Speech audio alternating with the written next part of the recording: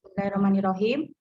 Assalamualaikum warahmatullahi wabarakatuh. Puji syukur kita panjatkan kehadirat Allah Subhanahu wa taala yang telah melimpahkan nikmat iman sehat kepada kita semua sehingga kita bisa berkumpul pada hari ini. Sholawat dan salam tidak lupa kita haturkan kepada junjungan kita Nabi besar Muhammad Shallallahu alaihi wasallam yang kita tunggu syafaatnya di yaumul akhir. Bismillahirrahmanirrahim.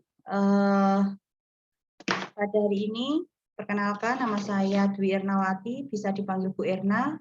Ya, pada hari ini kita akan belajar terkait dengan imunologi atau imunitas sistem imun tubuh.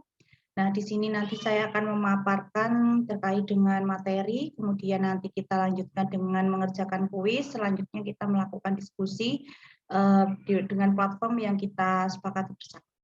Langsung saja saya akan menerangkan terkait dengan sistem imun.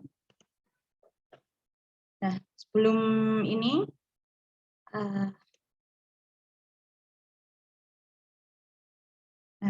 sistem imun sendiri, sebelum kita mulai, kita berdoa untuk belajar terlebih dahulu. Bismillahirrahmanirrahim. Raditu billahi robba wa bil islami dina wa bi Muhammadin nabiyya wa rasulah rabbi zidni ilma warzuqni fahma. Di sini tujuannya yaitu mahasiswa mampu memahami sistem imunitas. Di sistem imun ini kita akan pelajari terkait dengan imunologi, itu terdiri dari sistem imun, pembentukan sistem imun, fungsi sistem imun spesifik, sistem imun non-spesifik. Sistem imun sendiri itu ada seperti yang saya sampaikan itu bahwa sistem imun itu ada non-spesifik, ada spesifik. Apa sistem imun? Sistem imun non-spesifik merupakan garis pertahanan pertama terhadap masuknya organisme asing. Sistem imun spesifik merupakan garis pertahanan kedua dan juga sebagai perlindungan terhadap terjadinya paparan ulang dengan patogen yang sama. Kemudian, di mana sel imun itu berasal? Sel imun itu berasal dari sumsum tulang. Sumsum tulang dibagi menjadi dua, yaitu sel mieloid dan sel limfoid. Sel mieloid terdiri dari neurofil, basofil, eosinofil, makrofag, sel dendrit. Sedangkan sel limfoid terdiri dari sel limfoid B, limfoid T, dan natural killer. Kemudian apa sih perbedaan fungsi imun non-spesifik dan imun spesifik? Imun non-spesifik itu respon antigen independen, terjadi respon segera yang maksimal. Bukan antigen spesifik, tidak terjadi memori imunologi. Imunitas spesifik merespon antigen dependen, terjadi pada waktu jeda antara terjadinya paparan dan respon maksimal. Kemudian antigen spesifik, terjadi dan ada memori imunologi. Nah, atau lebih bahasa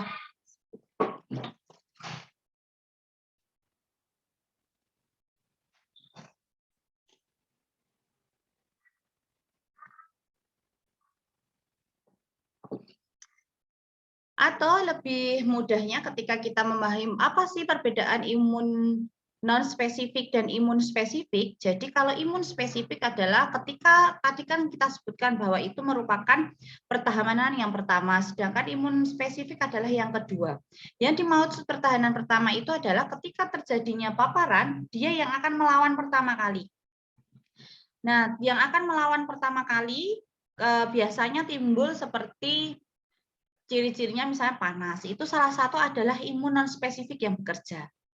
Kemudian akan bereaksi langsung secara maksimal, baik itu yang pernah dulu terpapar seperti misalnya dulu influenza, atau yang sama sekali belum pernah terpapar misalnya COVID. Nah, kemudian kalau imun yang spesifik, tadi kan yang pertama adalah yang non spesifik dulu yang bekerja.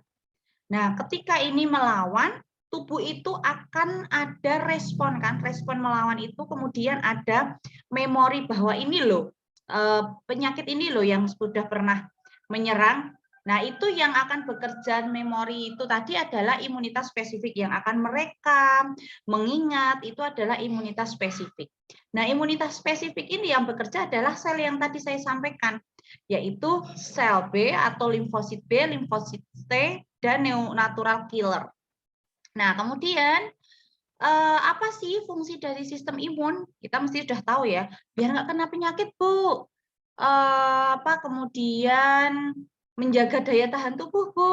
Nah, tapi kan ujung-ujungnya yaitu untuk mencegah dari penyakit. Tetapi lebih spesifiknya bahwa sistem imun itu adalah sistem untuk membedakan antara sel sendiri dari sel lain untuk melindungi diri dari masuknya patogen dan melenyapkan sel-sel yang berubah sifat atau mengalami modifikasi, misalnya sel yang mengalami keganasan atau maligna. Contohnya adalah pada penyakit kanker. Kemudian yang maksudnya yang membedakan antara sel yang sendiri dan yang lain gimana, Bu? Contoh nih, ada seseorang itu yang misalnya mengalami transplantasi. Nah, transplantasi. Nah, itu kan dia akan mengalami suatu proses menolak karena yang ditransplantasi misalnya bukan dari organnya, dia akan menolak karena itu bukan organ saya, sehingga ketika orang mengalami transplantasi atau mengalami donor darah itu akan ada beberapa penolakan terhadap tubuh. Bahkan kadang kan ada juga nih yang tidak cocok, bahkan sampai yang ekstrim adalah tidak cocok sehingga tidak bisa dilanjutkan dan harus diambil kembali. Contohnya seperti itu. Nah, jadi sistem imun itu tidak hanya cuma untuk ini, Bu. Ya benar untuk mencegah dari paparan penyakit misalnya ya, tetapi lebih spesifiknya adalah untuk membedakan mana sih yang selnya kita dan mana sih sel yang lain, baik itu dalam bentuk sel lain itu kan bisa ada itu bakteri, virus atau transplantasi yang bukan dari kita sendiri. Tuh. Kemudian bagaimana sih penyakit itu bisa terjadi? Tidak serta-merta misalnya ada orang yang makan makanan basi terus langsung sakit, itu enggak. Misal nih hanya pertama baru makan sudah tertelan nih, tetapi kok ini basi nih langsung dibuang. Nah, kadang orang yang cuma makan sedikit itu tidak mengalami penyakit contohnya misalnya diare. Itu karena apa? Karena penyakit itu terjadi ada beberapa faktor yang mengaruhi. Salah satunya adalah berapa banyak sih patogen yang menyebabkan infeksi itu masuk. Kemudian seberapa parah sih penyakit itu virus atau bakteri itu menyerang. Itu namanya virulensi patogennya seperti apa. Kemudian jika ada tidak sih compromise immunity, ada tidak sih yang mengalami kelainan imunitas seperti itu. Kemudian tadi kita sudah menyebutkan sih imunogen dan seperti apa sih sistem imun itu dan di mana sih dia sistem imun berasal. Nah, sekarang kita akan membahas yang kaitannya dengan sistem imun. Kita sering akan mendengar imunogen dan antigen. Nah, imunogen sendiri itu apa? Imunogen adalah bahan yang merangsang terjadinya respon imun yang spesifik sehingga akan mempengaruhi imunogenitas dan sistem biologi host space. Host space itu siapa? Ya, host space bisa manusia, bisa hewan. Tapi kita sebut host space di sini. Kemudian karena kenapa kok disebut host space? Karena imunogen itu tidak hanya untuk manusia, bisa juga untuk hewan.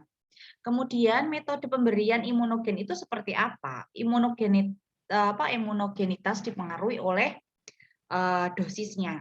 Berapa sih dosisnya? Kenapa kita bicara dosis? Imunogenitas itu apa sih? Contohnya yang mudah kita kenali adalah imunisasi. Itu adalah salah satu kegiatan usaha untuk membuat sistem imun.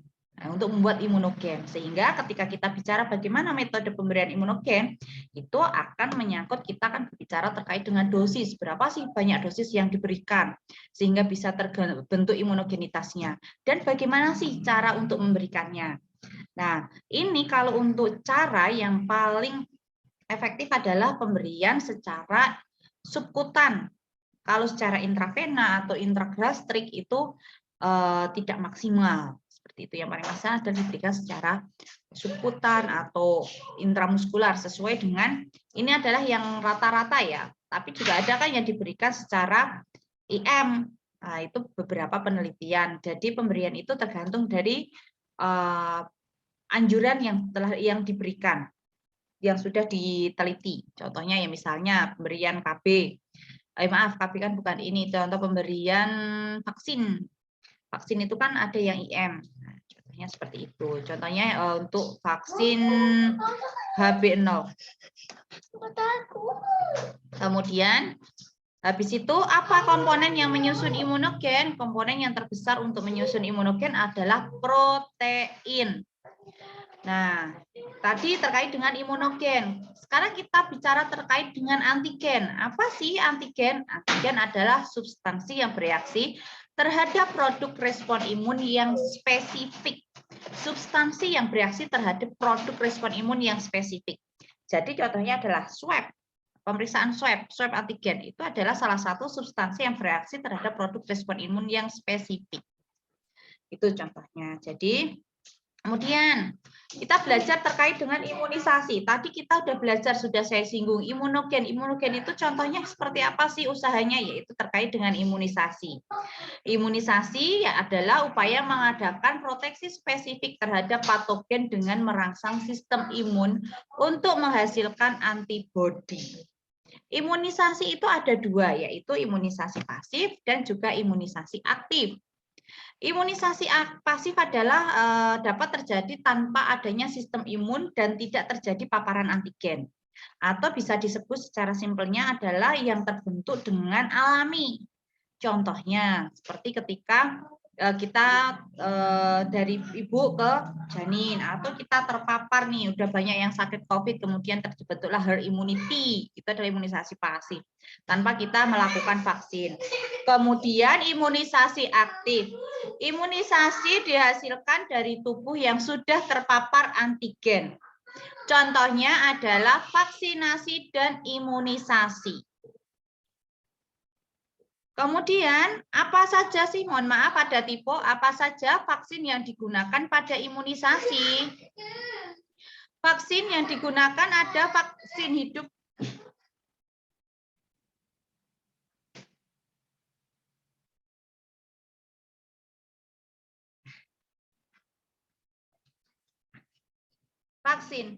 Vaksin itu ada dua, yaitu vaksin hidup dan juga vaksin mati. Apa sih vaksin hidup? Vaksin hidup adalah vaksin yang dibuat dari bakteri ataupun virus yang dilemahkan. Contohnya seperti kalau ada rubella, ada BCG. Kemudian vaksin mati itu apa? Vaksin mati adalah vaksin yang berasal dari virus atau bakteri yang sudah dimatikan. Seperti itu. Nah, kemudian tadi kita sudah bicara terkait dengan imunitas, imunologi, antigen. Nah, sekarang kita bicara terkait dengan kelainannya. Di imunitas ini ada namanya autoimun, yaitu terganggunya mekanisme pengaturan toleransi dan induksi respon imun terhadap komponen tubuhnya. Contohnya autoimun itu adalah AIDS dan juga lupus. Ada juga yang mengalami mungkin ada beberapa penyakit selain itu yang sering kita temui adalah AIDS atau lupus. Nah, kemudian sekarang mungkin saya lebih jelaskan, kita rangkum dari apa yang sudah saya berikan terangkan tadi, kita rangkum di sini. Sistem imun itu adalah sistem imunitas yang ada dalam tubuh manusia merespon masuknya bakteri dan virus ke dalam tubuh manusia melalui mekanisme yang sangat rumit dan kompleks. Sistem imunitas ini mengenal molekul namanya antigen. Molekul itu disebut antigen yang unik dari bakteri atau virus yang merangsang yang timbulnya antibodi. Dan sejenis sel darah putih yang disebut dengan limfosit. Limfosit ini menandai antigen yang masuk dan kemudian menghancurkannya. Jadi ditandai dulu. Ini yang bekerja di sini adalah tadi, yaitu imunitas spesifik. Ini sudah masuk ke imunitas spesifik. Kemudian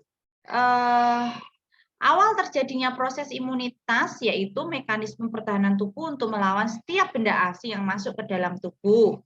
Itu adalah imunosistem imunitas non spesifik. Kemudian sejumlah limfosit yang disebut dengan sel memori segera berkembang menjadi limfosit yang mempunyai kemampuan membuat zat kekebalan yang bertahan lama long lasting immunity. Ini adalah sistem imun spesifiknya. Kemudian apabila suatu sel atau jaringan seperti bakteri atau organ tubuh ditransplantasikan ke dalam tubuh seseorang, maka tubuh orang tersebut akan menolak karena benda asing tersebut dianggap bukan sebagai bagian dari jaringan tubuh mereka. Benda asing tersebut dianggap sebagai pendatang atau invader yang harus diusir.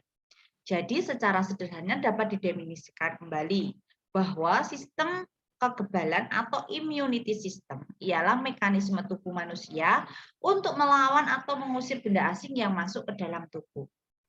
Pertama-tama prosesnya yaitu memory cell berupaya mengenal benda asing yang masuk dan disimpan dalam ingatan. Sel memori itu.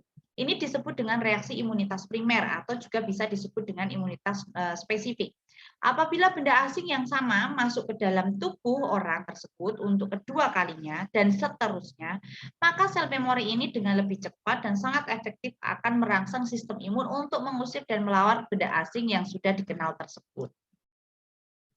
Nah, pembentukan sistem imun sendiri adalah sel puncak atau stem cell myeloid di dalam sumsum tulang yang tadi saya sampaikan bahwa sistem imun itu berasal dari sumsum tulang akan membentuk eritrosit, trombosit, neutrofil, monosit atau makrofag dan sel dendrit.